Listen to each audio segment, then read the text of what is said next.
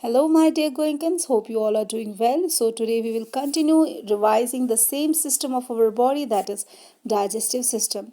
In the previous module, we tried to understand what happens to the food that is placed in our mouth, and more importantly, why is food needed.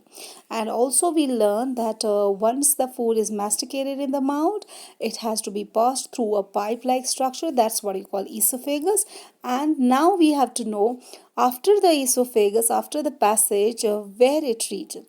I must be telling you that the food that is converted into soluble sugars in mouth after mastication, it is supposed to be passed to a sac-like structure. That's what you call stomach. Stomach is basically the muscular sac. It is made up of muscles and it's just like a sac, okay, in which we keep the food after masticated in the mouth, right? Here in this stomach, the food is churned and mixed with the several digestive juices that are basically produced by the walls of this stomach. These juices has got a function to break down the food further. Right now, after this breakdown, the food needs to be passed to another portion, another part of this digestive system. That's what you call small intestine. Inside the small intestine, the food is pushed, right? And the food is pushed in this long coil tube like structure. You can see it just like a coil tube. And there in this small intestine, more digestive juices from the liver and pancreas are added. Right, these juices basically mix with the food and convert it into even more simpler and soluble substances. It is believed that the process of digestion is completed in this small intestine. The blood vessels in the walls of small intestines absorbs the digested food.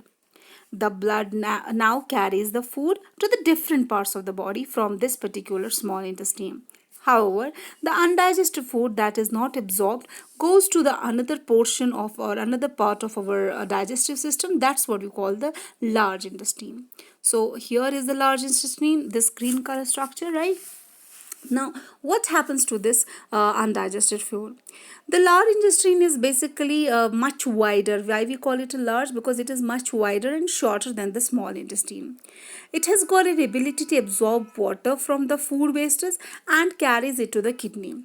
Rest of the food which is not to be digested and need to be thrown out, it is this particular large intestine which is responsible to throw this solid wastes, semi-solid wastes out of the body as a stool via an opening. That's what you call anus. Okay, and here is the digestion completed, because now we have seen that maximum of the food is absorbed and the food that is undigested that needs to be thrown out has to be thrown out through the anus. And more importantly, I told you the water that is present in the food, that undigested food, is to be passed to the kidneys, where it is can be thrown via the urine if it is filtered, and then you rest know about the excretory system, and we'll be discussing about it.